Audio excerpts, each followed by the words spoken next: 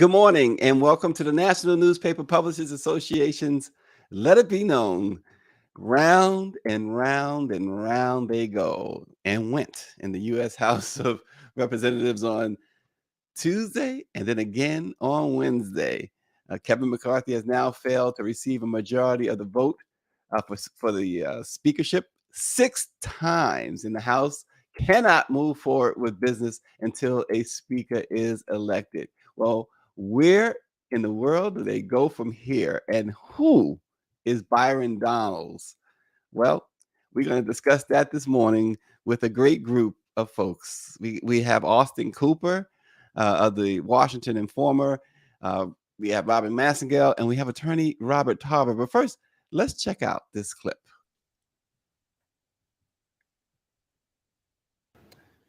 Now, here we are, and for the first time in history, there have been 2 Black Americans placed into the nomination for Speaker of the House.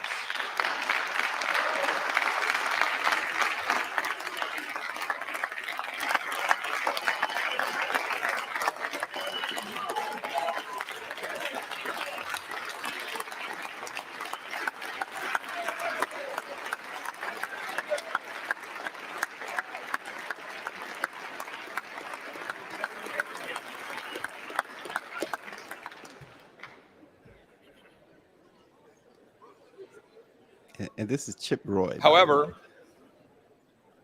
Madam Speaker, order. Madam Clerk, order.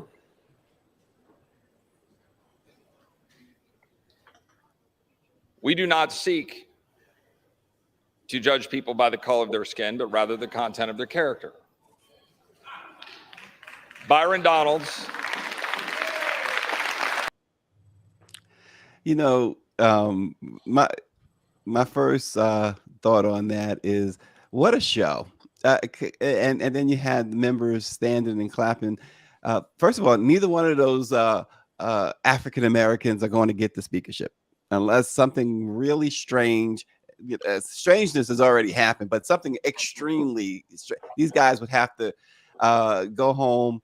They have to, drink a whole lot, come back and just, and vote for a Black person. Either 6 Republicans vote for Hakeem, or 218 vote for Donalds. This is not happening, right? No, it's not happening. And the biggest irony of this whole thing is you have Chip Roy, who's not just an arch conservative, but he's a racist. Right. No question about that. He's a so-called arch racist of the highest order. And he stands there and mocks and mimics the words of Martin Luther King in an effort to use African Americans, as they have done so skillfully, unfortunately, to advance his own cause. And it's shameful. It's ridiculous. Yeah, it is ridiculous, because when you heard the words Robin and Austin, and good morning to Lauren Burke of the Burke File, when you heard Chip Roy's words, paraphrasing or quoting Martin Luther King, it even sounded like he was being sarcastic. Well, I mean, isn't for Republicans, there is no bottom, and being low is the key. Going low is the key. The more absurd they can be, the better the clickbait they get, the better response from the base they get. That was preposterous. It was absurd. It was gross. It was every manner of gaslighting. I feel like I just took a bath in dirt. Austin, what was more offensive, though? Him saying those words, and particularly the way he said it, or the members giving a standing ovation? Both equal, and what was even sadder to me was that those 2 was the Congressman Donalds, not realizing that he was indeed being judged by the color of his skin on national television. And he stood there, just as proud. My question was, there were 3 votes that McCarthy lost on Monday. On the first vote, the alternative was a Congressman Bibbs, I believe. On the second and third vote, the alternative was Jim Jordan. And then yesterday, out of nowhere, on the first vote, Congressman Roy gets up and introduces this this we're only 5 days into 2023, but I'm already to nominate him for Coon of the Year. Right, that part. We had the Fool of the Year last week. Now we got a new one, the Coon. Lauren, so we know Hakeem Jeffries is not going to get the speakership, but he's continually to have the most votes. His caucus is totally united. He has asked that they remain present. In fact, they had at one point we thought we were going to go further into the night because the Democrats was like, no, we don't want to adjourn. What's the strategy on that side of the aisle? Well, there really is no strategy other than watching the Republicans implode. Hakeem Jeffries, Congressman Jeffries, has a press conference this morning at 9:30. But he doesn't need to really do that press conference to repeat what he'd already said at the one before this, which is that they need a partner to actually work with in Congress, which they do not have in the Republican Party. The Republican Party increasingly is not really about governance. It's about people showing up and sort of auditioning for some Fox News show or whatever. And if you look at the 20 Republicans who keep voting for other people that are not Kevin McCarthy, it's the usual suspects. It's Lauren Boebert, it's Matt Gaetz, Lauren Boebert, who barely got elected this last round. And it's 20 others who came to Washington not really wanting to govern. And what we're finding out in the hallways, as I did yesterday in the Capitol, is that there's this attitude from them and the staff that, this is their private home or this is their private business. I witnessed a staffer, I think it was for Jim Jeffords. I forget who it was. It was somebody on one of the staffs that was annoyed that reporters are asking questions and trying to literally physically push reporters away. And, you have to wonder, like, you're the one who ran for this office. You're the one who announced your candidacy for Congress. You're the one who wanted to be here. And then you get here and then you get questioned by national media. And then you want to act like this is your private place. Well, if this is not what you wanted, why did you file to run for office? And why are you here? So that governing attitude, which is not really a governing attitude, it's an ideological nothingness view, is what drives this. There was 15 Republicans who were veterans who did a press conference yesterday. That was quite interesting, that are against these people. They're against Matt Gaetz. They're against Lauren Boebert. They said, we want to get to work. We ran to do something. We ran to come to Congress to do work. And we don't know what these people want. We keep asking them what they want. And you can't negotiate with people when they don't tell you what it is they want. Yeah. So that you can have a discussion about what we can give you so that you can vote for Kevin McCarthy. So this will go on again today. I suspect he'll lose again. You have to realize behind this that all of these members of Congress are not sworn. They are still members elect. Exactly. They're not official. And what comes with being a member of Congress automatically, sorry to talk too long, is that they get security clearances and automatically national security meetings. These Republican veterans yesterday, these members brought that up, that if we have a national crisis right now, obviously we can't deal with it as non-members of Congress. And the rubber will really hit the road next week when staff does not get paid because you need a chairperson to sign off on the voucher to have the money allocation. That's when you're going to really see some interesting, moments. Well, I got to tell you, they are a national emergency. That's for sure. Absolutely. But, Robin, the record for most rounds of votes, and we're not even close right now, believe it or not, according to the Office of the Historian of the House, is the 34th Congress, when Representative Nathaniel Banks of Massachusetts was only elected speaker after 133 rounds and some 2 months of voting because of conflicts over slavery and immigration.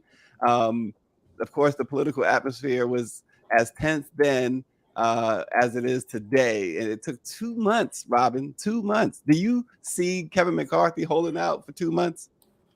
I think that Kevin is probably trying to make the point that he has a minority of his party controlling the majority of his party.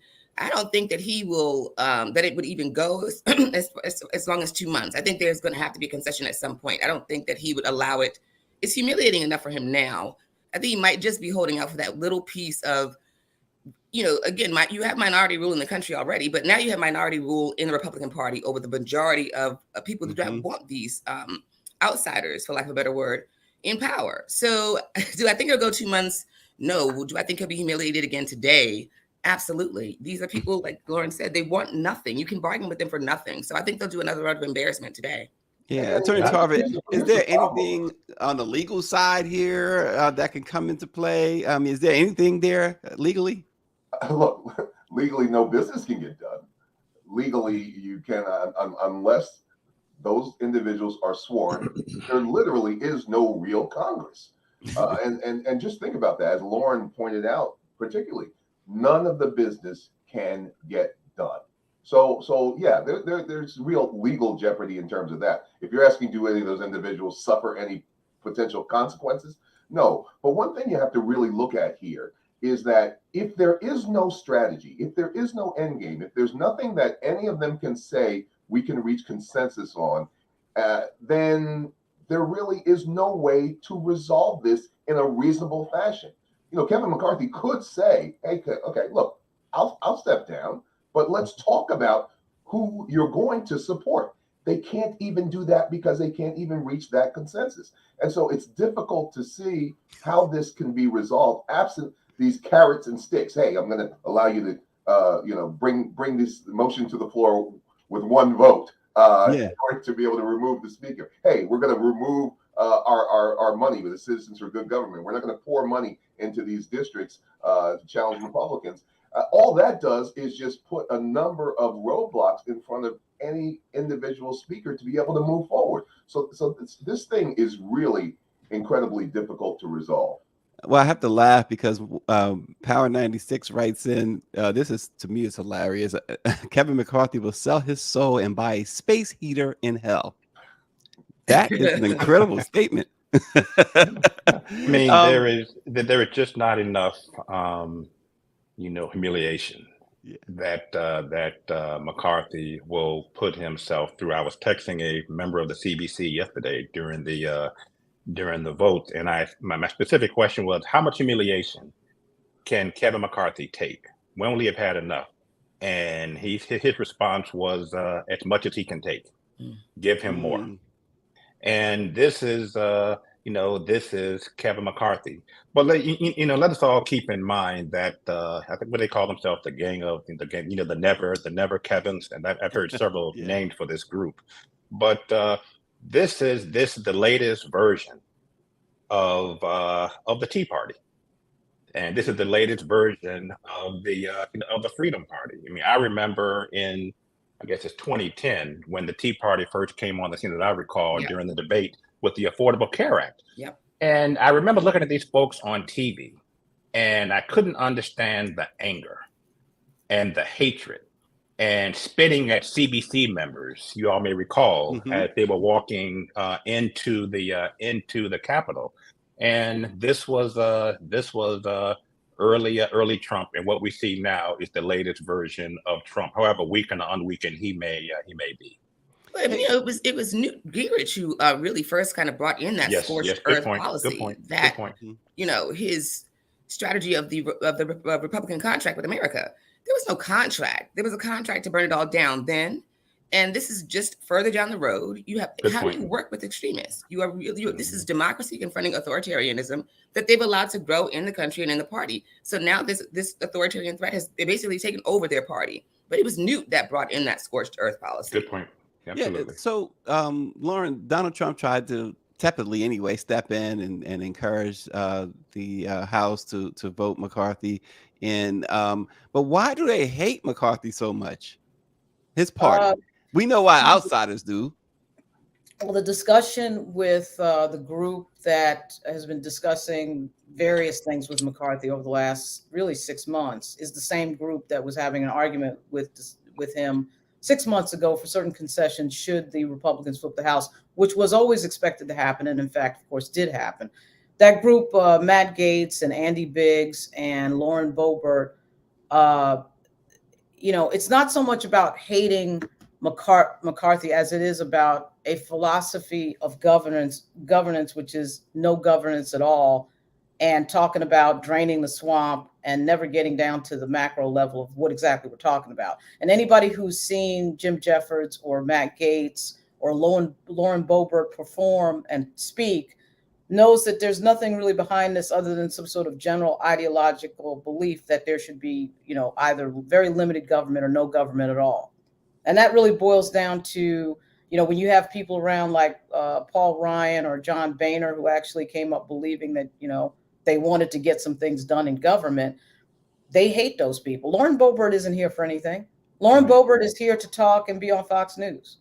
If you ask any of these people, what do you do all day? What are you working on? They don't have any answers. I mean, even Marjorie Taylor Greene, who has emerged as actually a reasonable voice in this moment. Oh, I've talked to her about, she has a bill on Section 230 to make internet companies liable for defamation, for the defamation that they often carry on their platforms. It's actually a very good bill that mirrors the Klobuchar bill, a Democrat in the Senate. I mean, so I could talk to Marjorie Taylor Greene about, ideas, federal policy.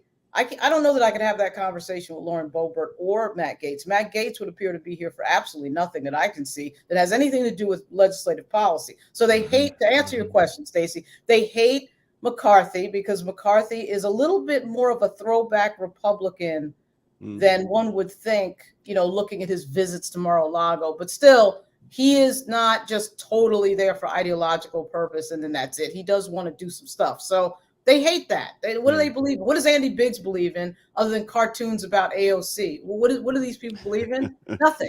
They're scared because you see the CBC is now at 58 members. When State Senator Jennifer McClellan gets here, it'll be 58 members, and she'll get here in February. Okay. And then you add the other Black members, the 5 Republicans, you're talking over 60 Black people sitting around. They can see the changes in the country demographically, and they're getting increasingly nervous. That is what is happening. Well, speaking of legal jeopardy and this whole thing, I have to bring up George Santos because we have Attorney Tarver on the line.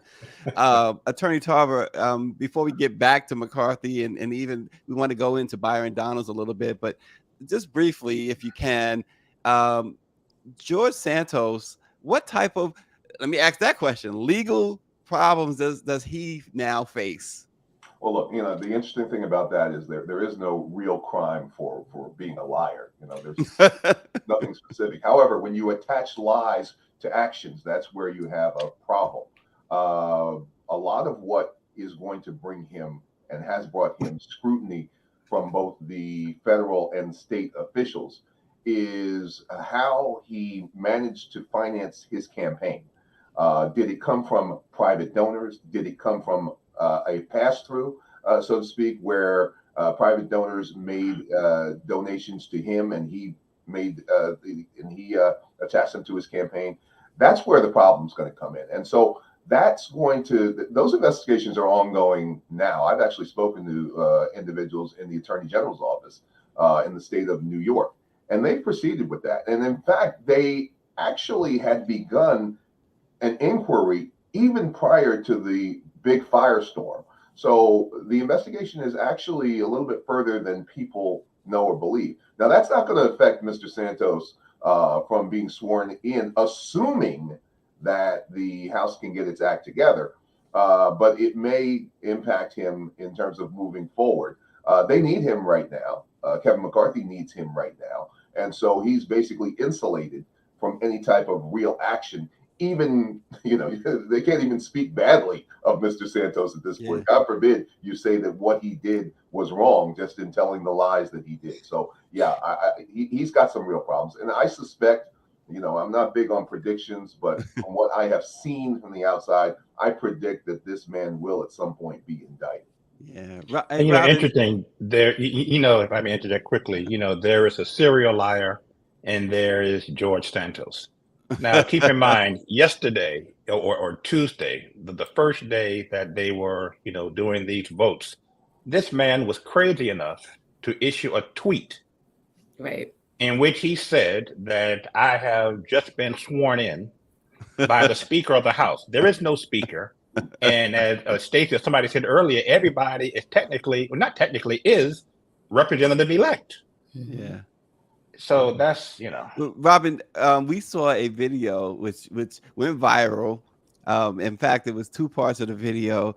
that went viral. Alexandria Ocasio-Cortez was speaking with Matt Gaetz, and then she was speaking with Paul Gosar. Those two are Gosar and Gaetz wishes death on her. Right. In fact, so one of the two, I think it was Gaetz who made a meme. No, actually, it was Gosar who made the meme. Gosar.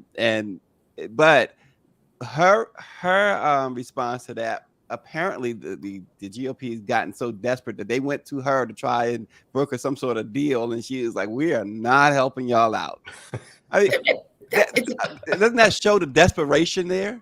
It shows the desperation and the delusion. That's absurd. You know, it's absurd and it's shocking. And I mean, you used to wonder if they believe their own rhetoric and lies. And at this point, the party must be so narcissistic that it does believe its own lies. AOC? Really? Even I was hurt brutally when I saw that ad with her, you know, the ad with him that he did with her. I mean, the cartoon that he did with her. Yeah. So to go to her, someone they have, you know, put a target on her head the entire time she's been in Congress, who has had death threats based on their rhetoric. They haven't apologized. They haven't, in fact, no, they will double down. Yeah, they will not. But I mean, what did they think that she was going to say? I mean, you know, she's like, I just don't know what they were thinking, but it just goes to show the desperation and just full, again, no bottomness nature of the party. But beyond that, it shows no strategy. And that's what is the biggest problem here. Number one, there's no strategy. There's no end game. There's no way to reach an end game. But number two, it's playing out publicly in real time. And that's what's so strange about this. They have no ability to go behind closed doors and meet and have their discussions, which quite frankly, these discussions occur all the time in terms of strategy of who's going to be the speaker, you know, who's going to play what role, who's going to be in this committee or head that committee. But they're playing this thing out publicly. And I predict that the real change is going to come only when, and all of these concerns have their pollsters taking a look at this. The change is going to come when the country recognizes that this is a real problem and you start to see problems with the polling. And I can't see any other change aside from what Lauren said, when the money when the rubber meets the road with the money and people not getting paid. I mean, but their strategy is no strategy. Even when they go in and erect, you know, get promises from these people, they come right back out on the floor and vote against the promises they made. So you're right. There is no strategy, but that seems to be the strategy. Well, Lauren, who is Byron Donalds? He's a Republican from Florida, who actually I talked to him a few months ago because I don't, you know, approach this as I cover the Black caucus. I approach it as I cover Black members of Congress. So I do talk to the Republicans, and I'd actually talked to him. He was really friendly, and he's friendly yesterday. I talked to him again yesterday. He's a conservative Black Republican, and he is exactly the type of Black person that Republicans like, and in fact, the only type of Black person that Republicans like, which is the type of Black person who will message against other Black people in terms of policy and federal assistance of any type. But as far as him being a person standing there and talking to him, and I you know, John James, another Black Republican, was there yesterday. He's a veteran, so he's another one. He's a little less ideological than Byron Donalds, but it doesn't surprise me that they picked Byron Donalds. The Republican Party is getting very good at casting in terms of presenting Latino and Black candidates and them being very conservative. But I mean, the bigger problem here is that I'm not sure of who they're going to put up that has the votes to get to 218. I don't see them getting to 218. And of course, Hakeem Jeffries is the person who's gotten closer than anybody. And 6 votes away. He would be 5 votes away if Don McCeachin had not passed away on November 28. There isn't 5 Republicans that I can see that are sitting there moderate enough to even think about voting for a Democrat for speaker, which of course would likely be a career ender in most of these districts, given that these districts now are redistricted so red and blue.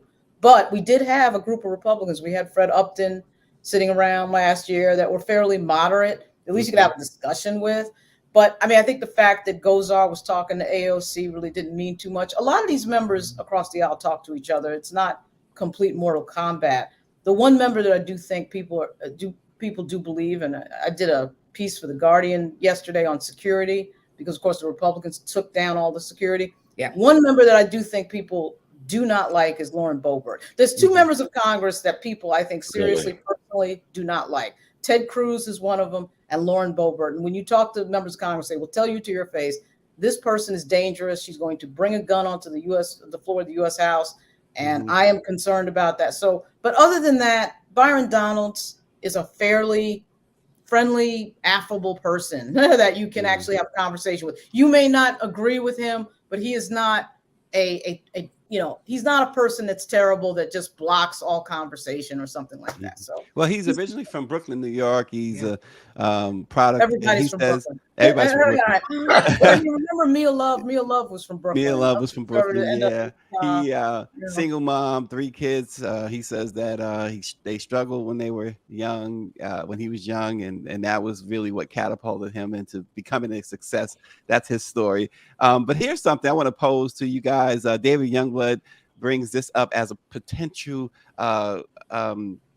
problem solver for what's going on with the speakership. He says McCarthy should offer Hakeem Jeffries a few chairmanships, an open rule for amendment, a guarantee to bring a debt ceiling bill to the floor, and understanding that this is a quote unquote caretaker government for 2 years. McCarthy should take that deal because he would be the speaker of the whole house, and they've thrown a loyal member under the bus. Any thoughts on David's proposal? Jeffries made the point, and he's right. The Democrats had the same numbers over the last few years and got stuff done. This is not about whether or not somebody can figure out some sort of exotic solution. It's about a party that doesn't want to govern. Right. The Democratic Party, generally speaking, wants to govern.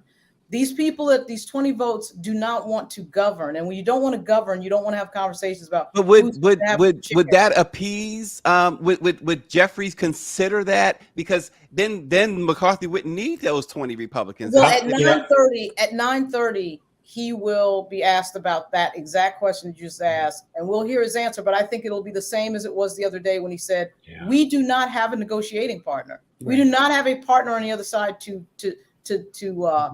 rationally talk to." And I think he has a point there. Yeah. And right now McCarthy has a problem with 20 in his caucus. If he would have put that offer on, extend that. Well, first of all, would he have the votes with the 203 who are supporting him? Would he lose support? Yeah. By making such an offer.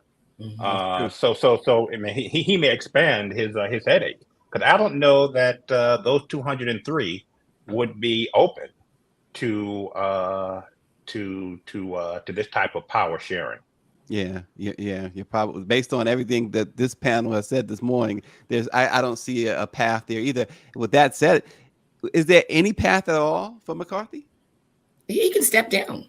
Yes, that's the only. He can. It's all on him. He can step down. There was a growing theory he might step down, but then I thought to myself, who has the votes to get to 218? As long as the Democrats sit in their seat and bring you 212, as long as they don't lower the threshold, because if they lower the threshold, just show up.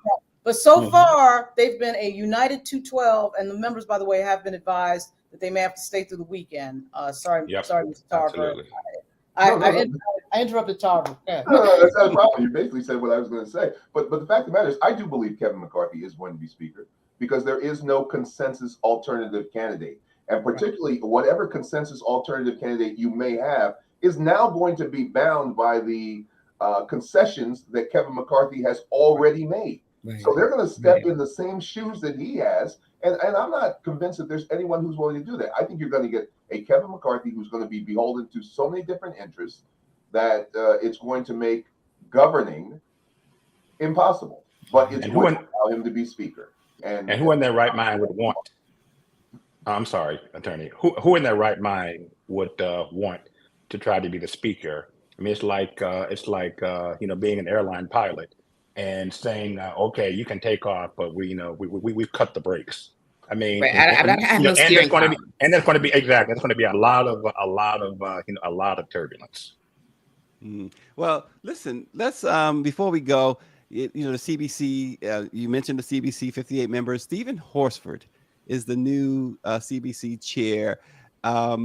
Lauren, Robin, what are you expecting from Stephen Horsford? And Look, I got to mention this. We don't do gossip, but the situation with his wife that played out over the last year, plus on social media, it wasn't a good look. I was kind of surprised that he got the chairmanship because of that situation. I'm glad that he got it despite that situation. I do think there is something psychologically about social media that induces people to air their private business in front of everybody. I'm not sure what that's about. Unless something criminal is involved, I've never particularly been interested in the personal relationship lives of the members, because they have a right to their private business just like anybody else. We had a story a few years ago. You might remember Stacey Plaskett had some embarrassing thing that came out that was nobody's business. Right. And even though Sonia Horsford, blew him up online, I just thought that's for them to figure out. It's really none of our business, theirs and their family.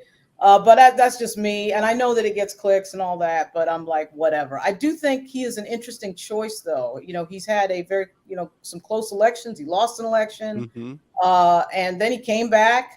But he's a very affable. I talked to him yesterday about security. He's very, affable, and he's very, I think, politically smart. And it is interesting to have a West Coast CBC member as the chair. And you typically have people from the South or North or, New York or whatever. But so I think it's an interesting choice, and I think he'll do well. Joyce Beatty was very interesting too. I mean, the CBC is so large now and represents so many different types of views that's hard for any individual Black person, and Black people are just as diverse as anybody else. So this gets very complicated, but I think Horsford will be a very good choice, a surprisingly good choice. I sat here, I'll admit it, I thought Darrell Johnson, who's the president of NAACP, was not going to be that great, and I was wrong. He's been great, so you can just be wrong about, and Stacey, I hear you. When I heard that he was a choice, I was like, why they pick a Steve Horsford? But I think he'll surprise a lot of people. Austin, what do you know about Stephen Horsford? I've met him a few times. I feel morally obligated on this program to mention that he is a member of Alpha Pi Alpha. Not that that's relevant. No. But like you, Stacey, I was, I have followed the difficulty that he had with his wife. I don't know if she's his ex-wife now, and had a moment to pause. But I'm hoping and praying and have no doubt that he will do a good job taking over the mantle of the CBC for the 118th Congress once they're officially sworn in. Yeah. Well, and as we about to sign off, I just wanted to quickly get you guys' thoughts as we go into another day of voting for the House Speaker. Robin, how's it going to end today? An embarrassment. Unless there's something that that Kevin can put forward. That we're, as we all believe, hope that that they will build around, then I think we might go into the 9th vote today. Wow. Attorney Tarver? I think we're going to the 9th vote, but I think ultimately you are going to see Kevin McCarthy as the speaker. Ultimately, there's no one else, and he's the closest they can come to gathering a majority of votes to get him over the hump. Lauren? I think that 20 block is not changing. People like Matt Gaetz, remember, it's not really 20 votes. He should have only had a 5-vote margin, and we're talking about 20 people. Okay. And I don't see it happening that they're switching out. Scalise apparently doesn't have votes either. But I think through the humiliation of, 4 or 5 more rounds of this, they're going to have to come up with something. I have no idea what that something is. And by the way, I'm looking at the Twitter accounts of people who do House Republicans a lot better than I do. That would be Jake Sherman and Mike and John Bresnahan over at Punch Bowl, and they don't know what's going to happen either. So that tells me that this is going to go on for a few days. In Austin, I think he's going to drink at least 3 more cups of defeat and humiliation today. I think we may witness him, take off his shirt and tie on the floor of the House. I mean, they're just no, and if I just may say, I guess when this process started a few days ago on Tuesday, as I recall, Lauren, correct me if I'm wrong, he had agreed to a clause or a provision that that he could be that they could bring up on the floor his removal as speaker with 5 votes. Yeah. Right. Now it's down to 1. One. If I understand, Yeah. 1, It was which one. means I mean, what kind of speaker is this man going to be? That means 3 times a day. They, any of these nuts could just stand up and say, let's stop all business. We want to do a vote right now on whether you should remain as speaker. So, wow, crazy times. Well, I'm rooting for the 133 rounds. I'm rooting for history again. I'm rooting for us to be sitting here in March talking about who will be the next Speaker of the House. We'll see what happens, though. Robin, it's always a pleasure. Attorney Tarver, Absolutely. fantastic having you. Lauren, thanks for coming back. We always appreciate the hard work you do on the Capitol and beyond in Virginia. And, of course, Austin with the Washington Informer. Thank you all for joining the Black Press of America's Let It Be Known. Have a great day. Have a good one.